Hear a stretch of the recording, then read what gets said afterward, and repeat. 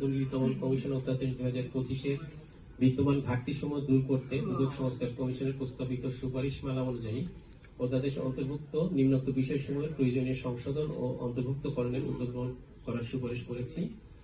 যার মধ্যে উল্লেখযোগ্য হচ্ছে দুদক চেয়ারম্যান ও কমিশনার বাছাই কমিটিতে সদস্য হিসেবে জাতীয় সংসদের বিরোধী দলের প্রতিনিধি মনোনয়নের এখতিয়ার স্পিকারের হাতে না রেখে বিরোধী দলের নেতার হাতে দেওয়া, দুর্নীতি বিরোধী ও সুশাসনের কাজে অভিজ্ঞতা সম্পন্ন একজন বাংলাদেশী নাগরিককে কমিটির সদস্য হিসেবে মনোনয়নের দায়িত্ব প্রধান বিচারপতির উপর অর্পণ করা, দুদকের সর্বোচ্চ স্বাধীনতার পাশাপাশি জবাবদিহি নিশ্চিত করার লক্ষ্যে অত্যন্ত গুরুত্বপূর্ণ কৌশলগত প্রস্তাব পর্যালোচনা কমিটি নতুন আইনে অন্তর্ভুক্ত করা, দুদকের কমিশনার নিয়োগের অভিজ্ঞতা শর্ত 20 বছরের পরিবর্তে 15 বছর করা,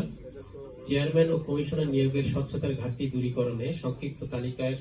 অন্তর্ভুক্ত প্রার্থীদের নাম প্রকাশের বিধান অন্তর্ভুক্ত করা, শক্তিশালী ও অংশগ্রহণমূলক সার্চ কমিটি গঠনে নির্বাহী ও আমলাতান্ত্রিক নিয়ন্ত্রণ মুক্ত কাঠামোর বিধান করা, দুদকের অভ্যন্তরীণ দুর্নীতি মোকাবেলায় স্বতন্ত্র ইন্টিগ্রিটি ইউনিট গঠন করা এবং আর্থিক ও প্রশাসনিক স্বাধীনতা নিশ্চিত করার বিষয়টি অন্তর্ভুক্ত করা, দুদকের সামগ্রিক কার্যক্রম বিশেষ করে অভিযোগ ব্যবস্থাপনা, তদন্ত, গোপন অনুসন্ধান ও মামলা মোকদ্দমার জন্য এন্ড টু এন্ড অটোমেশন কার্যকর করা,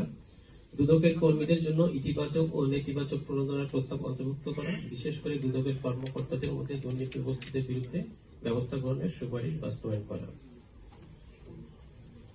দুদকের ঊর্ধ্বতন পদে বিশেষ করে প্রশাসনিক চাকরি থেকে পেশনে নিযুক্ত আমলাদের সর্বোচ্চ সীমা 10% মধ্যে রাখা, দুদকের কেন্দ্রীয় আঞ্চলিক সকল পর্যায়ে যে কোনো অপরাধ সংগঠনের সুনির্দিষ্ট তথ্য প্রাপ্তির ক্ষেত্রে কমিশন কর্তৃক তদন্তপূর্বক